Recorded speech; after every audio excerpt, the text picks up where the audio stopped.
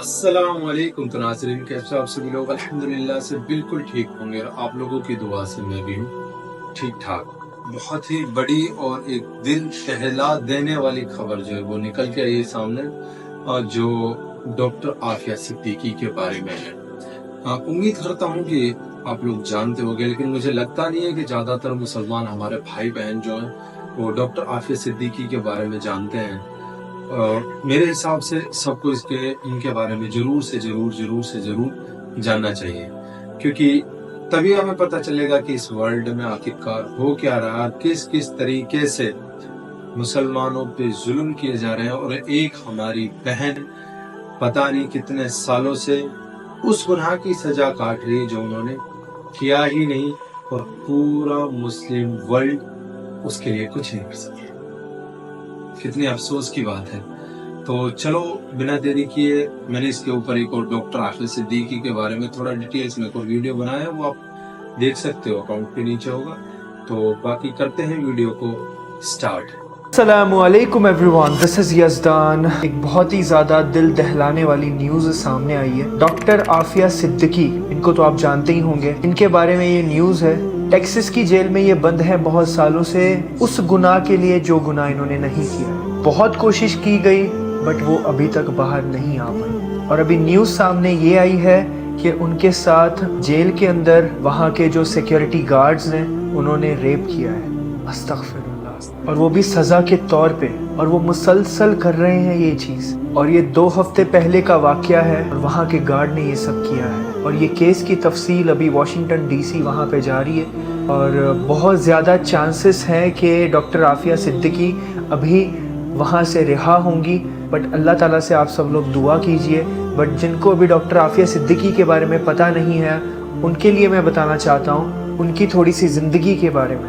Last year जब उनकी sister उनको मिलने गई थी जेल में, और जब जेल से मिलके उनसे वापस आई तो उन्होंने जब तफसीर बताई डॉक्टर आफिया सिद्दीकी की जो हालत थी, या अल्लाह, बहुत ज़्यादा बुरी हालत। क्योंकि उन्होंने तब ये कहा था कि मैं अपनी बहन आफिया सिद्दीकी को पूरे 20 साल के बाद देख रही थी। उनके सामने के दांत टूटे हुए थे और सर पे चोट की वजह से वो कुछ सुन नहीं पा रही थी। आप सोचिए कितना ज़्यादा तशद्दुद किया होगा उनके साथ ज़ालिमों ने। डॉक्टर आफिया सिद्दीकी लिटरली अपनी बहन को कह रही थी कि मुझे इस जहन्नुम से निकाल लो। आप सोचिए 20 साल तक उन्होंने कितना ज़्यादा तशद्दुद सहा है वहाँ पे। उनके साथ ज़ोर ज़बरदस्ती किया वहाँ के गार्ड्स ने, उनको मारा, उनको सज़ा दी, सज़ा के तौर पे उनके साथ रेप किया। अस्तगफिरुल्लाह। ये वो अल्फाज हैं जो डॉक्टर आफिया सिद्दीकी की सिस्टर फौजिया सिद्दीकी ने 20 साल के बाद 1 साल पहले उन्होंने बताया था मीडिया में। अब सवाल ये है कि डॉक्टर आफिया सिद्दीकी है कौन, और 20 साल से वो जेल में क्यों हैं, क्यों उनको इतनी बड़ी सज़ा मिली हुई है। अमरीकी जज के हिसाब से वो बेकसूर हैं, फिर भी उनको 86 साल की सज़ा मिली है। 86 ईयर्स की सज़ा। आफिया सिद्दीकी एक न्यूरो साइंटिस्ट थी। ये 1990 में टेक्सास में पढ़ने के लिए गई थी स्टूडेंट वीज़ा पे। के 2 ही शौक़ थे, एक तो इन्हें पढ़ाई करने का शौक़ था और दूसरा इस्लाम की तबलीग का। 1995 में इनकी शादी अमजद खान से हुई थी। यही वो एक बंदा है अमजद खान जिसकी वजह से आफिया सिद्दीकी CIA का मोहरा बन के जेल में गई। ये ज़रिया बना अमजद खान। आफिया सिद्दीकी के 3 बच्चे थे। आफिया सिद्दीकी बायोकेमिस्ट्री पे इस तरह की रिसर्च कर रही थी कि अब तक अमेरिका के साइंटिस्ट भी उस लेवल का रिसर्च नहीं कर पाए थे। अमेरिका को इस चीज़ का बहुत ज़्यादा डर था कि इनकी जो ये काबिलियत है इससे वो बायोलॉजिकल वेपन बना सकती हैं, क्योंकि आफिया सिद्दीकी का जो जहन था वो इस्लाम की तरफ बहुत ज़्यादा था। इस वजह से वहाँ की अमेरिका की हुकूमत डरती थी इनसे। और अगर आफिया सिद्दीकी को वो दरियाफ्त हो जाता तो जितने भी मुसलमान मुल्क हैं तो आफिया सिद्दीकी उनकी हेल्प करती थी। और अगर उनके पास पावर आ जाती, पाकिस्तान के पास, अफ़गानिस्तान के पास, सऊदी अरेबिया के पास, तो ऑब्वियसली अमेरिका के तो होश उड़ जाते।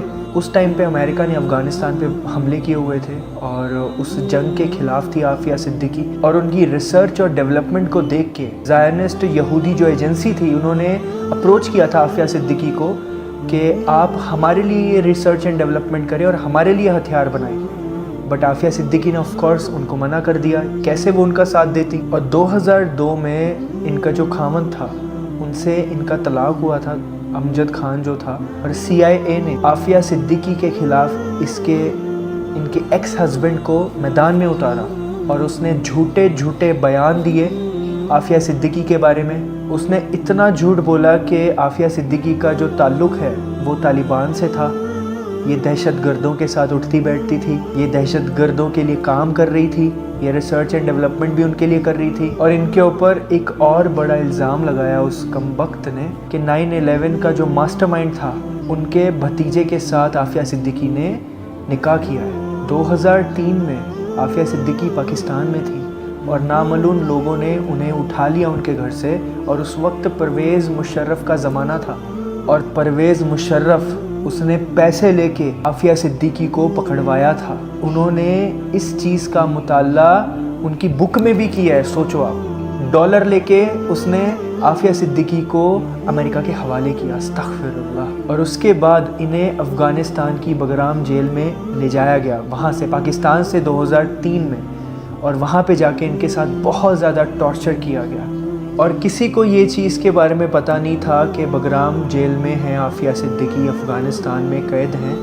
پر 2008 میں کہیں سے پتہ چلا کہ عافیہ صدیقی وہاں پہ قید ہیں، ان کے ساتھ بہت زیادہ ٹارچر، ان کے ساتھ غلط چیزیں ہو رہی ہیں. جب یہ بات میڈیا میں پھیلنے لگی تو وہاں سے انہیں شفٹ کر کے نیو یارک لے جایا گیا، وہاں پہ جا کے ان کا کیس چلا. اور آپ دیکھیے کہ CIA نے، امریکہ نے اتنا جھوٹ بولا عدالت میں. انہوں نے کہا کہ 17 جولائی 2008 کو افغانستان سے ڈاکٹر عافیہ صدیقی کو انہوں نے اریسٹ کیا. اس میں بم بنانے کی پوری ٹیکنیک موجود تھی اور انگریڈینٹس کے ساتھ ان کو، مطلب رنگے ہاتھوں ان کو پکڑا ہے. ان دا سینس پورا انہوں نے کیس بنا کے گئے تھے وہ. اور اس کے ساتھ ساتھ انہوں نے یہ بھی بتایا، یہ جھوٹ بولا، انہوں نے بتایا نہیں، جھوٹ بولا کہ ڈاکٹر عافیہ صدیقی نے گولیاں چلائی ان کے سپاہیوں پہ، ان کے فوجیوں پہ، جس کی وجہ سے وہ شدید زخمی ہوئی تھی. مطلب انہوں نے اپنا گناہ چھپانے کے لیے جھوٹ بولا. یہی الزاموں کی وجہ سے ان کو 86 ایئرس کی جیل کرائی. اور آپ دیکھیے کہ 20 سال گزر گئے اور یہ 20 سالوں میں نہ ہی کسی پاکستانی حکومت نے ان کے بارے میں کچھ سوچا، نہ کبھی امریکہ سے انہوں نے کبھی بات کی، نہ کبھی کچھ کیا. آپ دیکھیے پاکستان حکومت کو تھوڑا سا بھی ترس نہیں آیا. پہلے تو پرویز مشرف نے پکڑوایا عافیہ صدیقی کو، اور وہ بھی پیسے لے کے پکڑوایا. کیا کہنا چاہیں گے آپ؟ اور اس دوران ان کے 2 بچوں کا قتل کر دیا گیا. اور بگرام جیل افغانستان کی، وہاں پہ ایک قیدی جب چھوٹا تھا اس نے بتایا، اس نے ایک بیان دیا، ایوری سنگل ڈے وہاں پہ ایک عورت کی چیخنے کی آواز آتی تھی بہت زور سے، اور وہ چیخنے کی آواز کی وجہ سے وہ جو شخص چھوٹا تھا وہ ذہنی ٹینشن کا مریض بن گیا ہے. آپ سوچو کہ کتنی زیادہ تکلیف دہ چیخ ہوگی عافیہ صدیقی. تو یہ تھی ڈاکٹر عافیہ صدیقی کی پوری نہیں، مطلب شارٹ میں تھوڑی بہت جانکاری جو تھی. بٹ یار میں نے جب ڈاکٹر عافیہ صدیقی کے بارے میں مجھے فرسٹ ٹائم پتا چلا تھا، میں صحیح بتا رہا ہوں میرے بھائی، مجھے 3 روز تک میں مطلب یہی سوچتا رہا کہ یار کیسے، مطلب یہ ہو کیا رہا ہے یار، مطلب اتنا بڑا مسلم ورلڈ کچھ نہیں کر رہا ہے ڈاکٹر عافیہ صدیقی کے لیے، اور دنیا کتنی سازش سے کام کر رہی ہے. اور اتنے مطلب وہ لوگ چاہتے نہیں کہ ہمارے پاس کوئی ایک ذہنی طریقے سے بھی اور نالج فل آدمی بھی ہمارے پاس جو ہے ہمارے معاشرے میں لوگ رہیں گے. مطلب کسی طریقے سے ان کو یہ چیز برداشت ہی نہیں ہے کہ اسلامک ورلڈ میں کوئی چیز ایسی آئے جو انہیں پاورفل بنائے. اور ہمارے لوگ یار اس حد تک مطلب گر چکے ہیں کہ کوئی آواز تک نہیں اٹھا رہا ہے. ڈاکٹر عافیہ صدیقی کے لیے کسی نے 2 شبد بھی نہیں کہے، کوئی گورنمنٹ، کوئی مسلم ورلڈ، کسی نے کچھ نہیں کیا. اور سلام ہے ان کے جذبے کو جو وہ اب تک یہ سب کچھ برداشت کرتی رہی ہے. اور ہاں اسی سب میں ایک اور بات تھی، وہ میں آپ کو بتاتا ہوں. یزدان بھائی اس کو رہ گئی ہے. یزدان بھائی سے میں نے ان کی بہن کا ایک انٹرویو دیکھا تھا، ان کی بڑی بہن ہے جو، وہ تو اس میں بتا رہی تھی کہ ایک مرتبہ جب ڈاکٹر عافیہ صدیقی سے ان کی ملاقات ہوئی تھی تو انہوں نے بتایا تھا کہ حضور پاک صلی اللہ علیہ وسلم ان کے خواب میں آئے تھے. اور جب حضور پاک صلی اللہ علیہ وسلم ان کے خواب میں آئے تو ڈاکٹر عافیہ صدیقی حضور پاک کو دیکھ کر رونے لگے اور کہنے لگی کہ اے میرے پیارے نبی، یہ کیوں مجھ پہ کیوں क्या हो रहा है, क्यों इतनी आफत आ रही है, किस चीज का इम्तिहान हो रहा है क्या? मैंने तो कोई गुनाह भी नहीं किया। तो आप सल्लल्लाहु अलैहि वसल्लम फरमाने लगे कि बेटी, सर पे हाथ रख के, कि बेटी ये तुम्हारा इम्तिहान नहीं, ये उम्मत का इम्तिहान। तो भाई जब मैंने ये बात सुनी थी ना, तो मेरे जिस्म का रोम खड़ा हो गया था कि उम्मत का इम्तिहान।